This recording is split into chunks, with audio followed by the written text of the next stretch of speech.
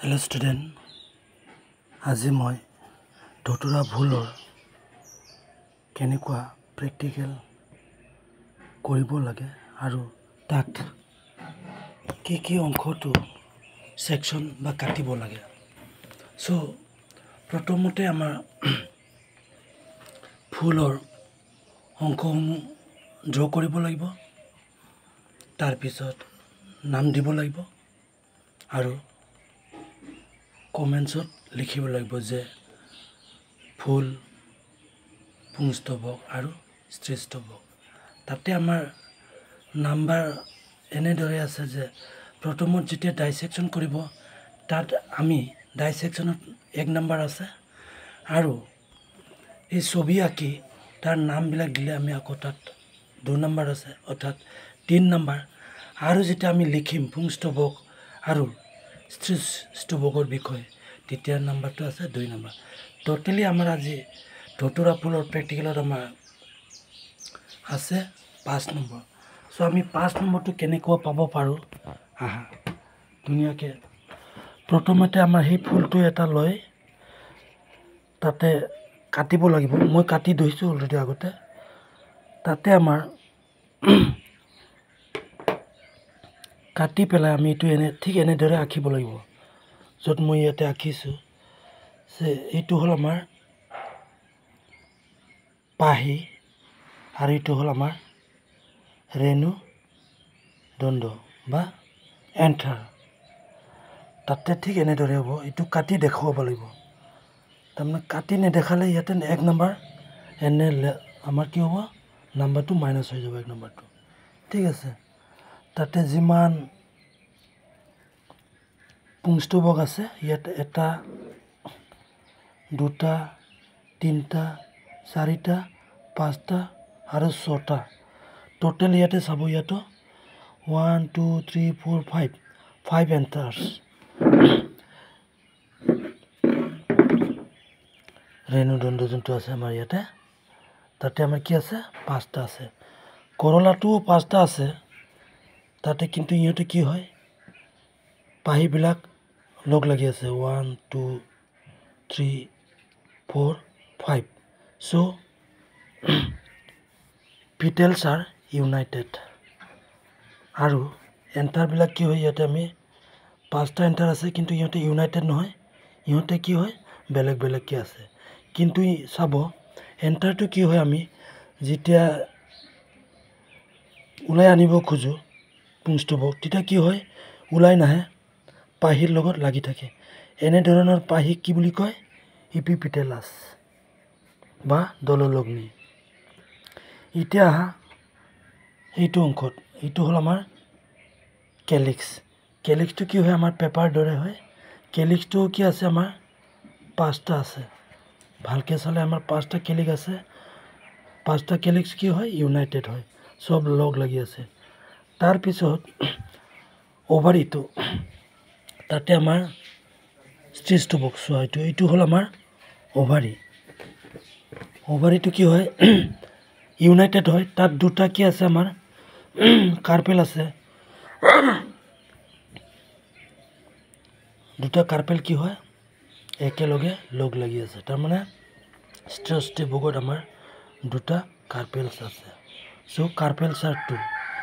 আৰু যেতিয়া আমি অভাৰিটো কি হয় এই ফুলত অভাৰিটো আটাইতকৈ ওপৰত থাকে, তাৰ কাৰণে কি বুলি কয় চুপেৰিয়ৰ অভাৰি বা গৰ্ভাশয় আটাইতকৈ ফুলৰ বাকী অংশৰ পৰা ওপৰত সজোৱা হয়, তাক চুপেৰিয়ৰ অভাৰি বুলি কয়।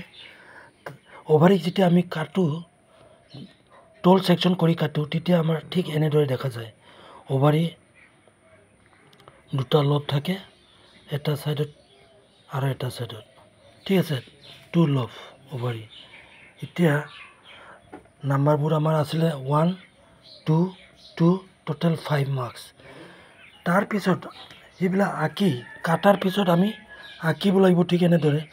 এই কাটি যে আমি সজাই থ'ব লাগিব, কাটি পেলাই ফুলটো কাটি ধুনীয়াকৈ সজোৱাটো এনেকুৱা হ'ব কেলিক্স। তাৰপিছত এইটো অংশটো আহিব, তাৰপিছত আটাইতকৈ ওপৰত আমাৰ এইটো যাব। ইয়াতে আছে 1 নম্বৰ, তাৰপিছত যেতিয়া আমি ড্ৰ কৰিম এইটো ছেকেণ্ড পইণ্ট, ছেকেণ্ড নম্বৰ, তাত 2 নম্বৰ আছে। তাৰপিছত আমাৰ ডিছক্ৰিপশ্যনত আমাৰ 2 নম্বৰ আছে। ডিছক্ৰিপশ্যনটো চাব ঠিক এনেদৰে নহ'ব। ফ্লাৱাৰ মন্তব্য, তাৰমানে মন্তব্যত কি হয় আমাৰ এক্টিনোমৰ্ফিক মানে কি হয়, তাত ফুলবোৰ যিকোনো দিশত খালি দুইফালা কৰিব পাৰে।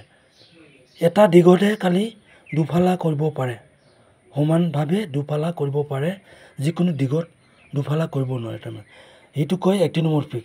বাইছেক্সুৱেল মানে কি হয় আমাৰ, তাত চাব পুংষ্টৱক আৰু স্ত্ৰীষ্টৱক দুটাও আছে, স্ত্ৰীষ্টৱক আৰু পুংষ্টৱক।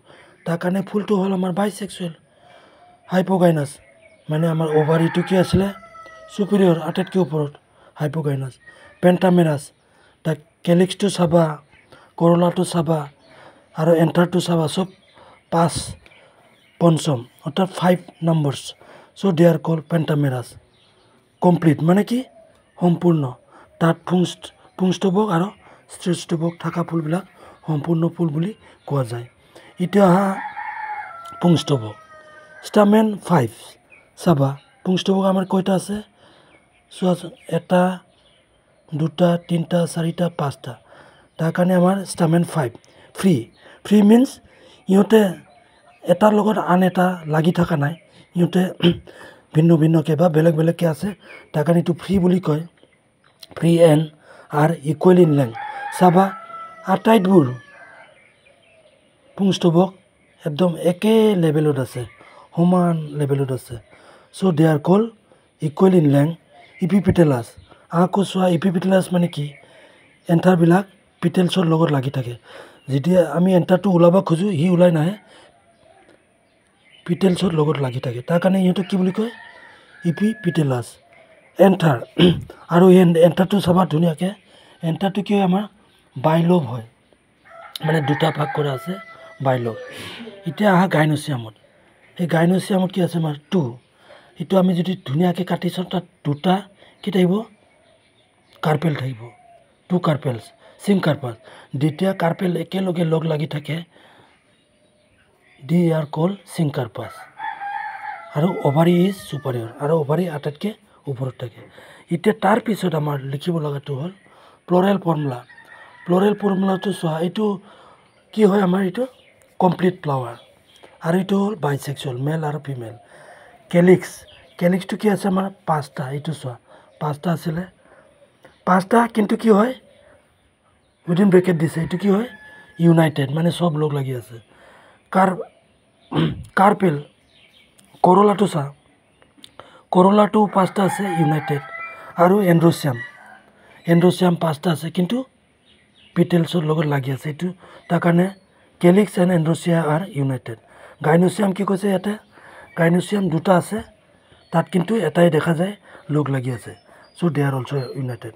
লাষ্টত লিখিব চাইণ্টিফিক নেম অফ ধতুৰা ষ্ট্ৰামনিয়াম। এইটো লিখাৰ পিছত আমাৰ প্ৰেক্টিকেলটো সম্পূৰ্ণ হ'ব। তাত আমি টোটেল মাৰ্কছটো পাম 5 মাৰ্কছ। এতিয়া এইখিনি এইটো ধুনীয়াকৈ লিখি ল'বা, এইটো হ'ল কমেণ্টছ, মন্তব্য, আৰু সেইখিনি অংশই খালি প্ৰেক্টিকেল খাতাত লিখিব লাগিব। আৰু তাৰ আগ পেজত এই যোনটো মই আঁকিছোঁ এইটো আঁকিব লাগিব, ঠিক এইটো আঁকিব লাগিব। ঠিক এনেদৰে আমাৰ প্ৰেক্টিকেলটো সম্পূৰ্ণ হ'ব, আৰু তাত আমি 5 মাৰ্কছ পাম। Thank U.